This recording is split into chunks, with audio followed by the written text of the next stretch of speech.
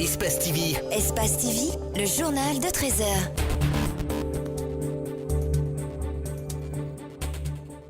C'est confirmé, l'État guinéen envisage la mise en place de postes armés sur l'axe de la route Le Prince.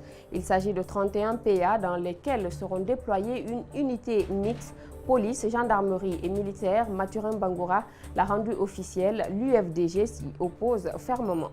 La stérilité est un mal qui touche plusieurs couples. Plusieurs facteurs entraînent ce handicap dans le couple et la plupart sont irréversibles, tandis que d'autres peuvent parfois être résolus grâce au traitement. Bonsoir à tous et bienvenue dans cette édition d'information. Le gouvernement guinéen, dans sa proposition budgétaire de 2019, envisage une réduction de 20% des achats, des biens et des services dans chaque département. Exception faite de quelques ministères, d'autres mesures viennent s'ajouter à cette initiative du gouvernement guinéen. C'est une situation qui n'est pas anodine aux yeux de certains spécialistes des questions budgétaires. Djibril Ba et Ibrahima Souri Kamara se sont intéressés au sujet. D'abord, le budget, selon les économistes, retrace un ensemble de points de vue d'horizons politiques qu'on essaie de traduire à un certain nombre de chiffres pour pouvoir les interpréter par rapport aux préoccupations qui s'imposent à un gouvernement.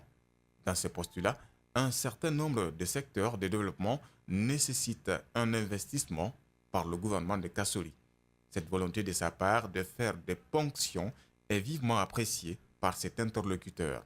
Il faut comprendre qu'il y a une préoccupation, il prévaut, parce qu'il y a des menaces, il y a des horizons politiques qui dessinent que le gouvernement a à prioriser un certain nombre de secteurs. Quand il y a un budget, effectivement, il y a un certain nombre de priorités.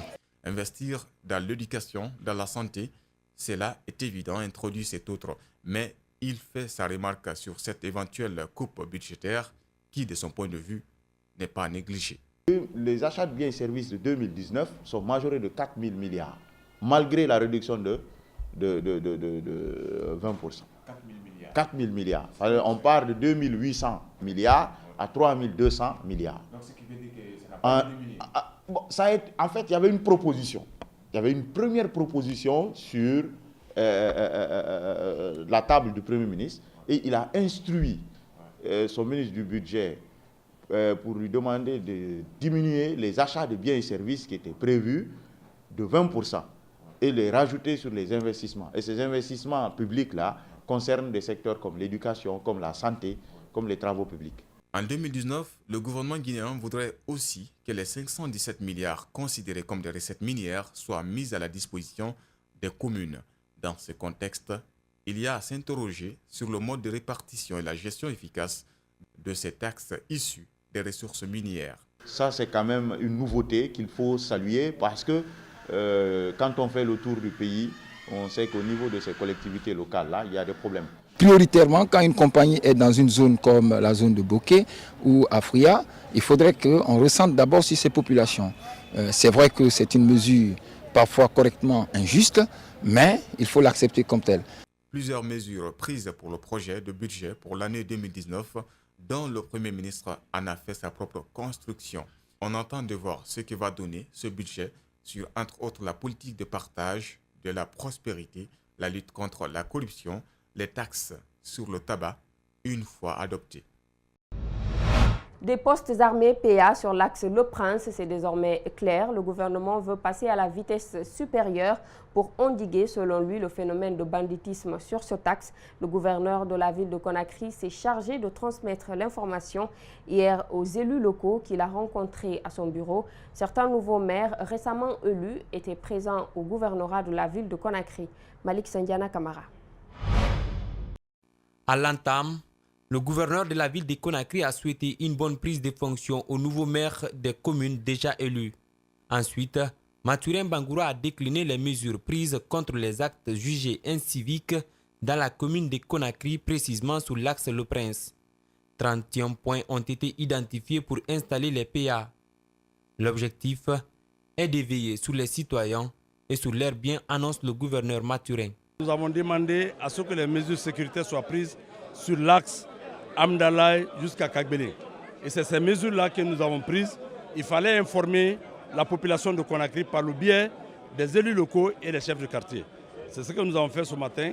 Et nous avons, parce que les gens avaient commencé à donner des commentaires selon lesquels le déploiement de ces forces de sécurité est dirigé contre une ethnie ou contre Paul ou Pierre. Nous nous sommes dit que tel n'est pas le cas. La paix, la quiétude sociale sont indispensables pour un pays qui souhaite se développer. Le rôle des élus locaux dans la situation qui prévaut dans la capitale est de sensibiliser les citoyens à la base. Ils s'engagent. Tout le monde souhaite la paix. Personne ne souhaite que ça dégénère et que nous nous retrouvons dans une guerre civile ou dans une situation que nous ne pourrons plus maîtriser. Le Rwanda est un bel exemple dans le cadre de la décentralisation, rappelle le gouverneur de la ville. Mathurin promet d'envoyer quelques conseillers communaux dans ce pays sur financement du gouvernorat afin qu'ils soient bien outillés.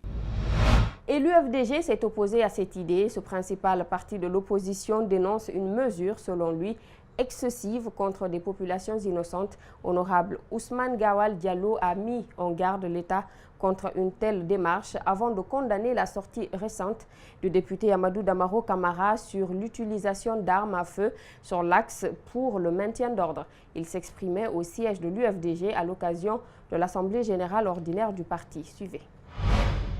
Nous disons que nous sommes informés de ce plan diabolique qui consiste à installer des compagnies d'infanterie mixtes, gendarmerie, police, armée, sur des points précis de l'axe. On nous parle de Nyariwada, de Hamdallah Pharmacie, de Carrefour Kakimbo, le ravin du Temple, de Carrefour Bambeto face à Maretala, du rond-point de Bambeto, du marché de Koloma, du carrefour de Bomboli, du carrefour Sirage, du carrefour Solo Primo, de Koza, de Bailebaya, du rond-point T5, de Symphonie à T7 à la gare, du carrefour de la cimenterie et de Bailebara Pharmacie. Si vous mettez sur tous ces points des militaires, alors la Guinée est en état de siège. Tous les Guinéens ont vu le visage de la haine, ont entendu la parole de celui qui incite, encourage, suscite et protège les criminels de Guinée. Il s'agit de M. Amadou Damaro Camara. Cette déclaration ne sera pas sans conséquence. Le groupe parlementaire de l'UFDG se réunira dès que possible pour prendre des mesures exceptionnelles contre cette forfaiture. Sur le terrain, nos équipes se sont rendues pour recueillir l'avis des citoyens, notamment ceux de l'axe.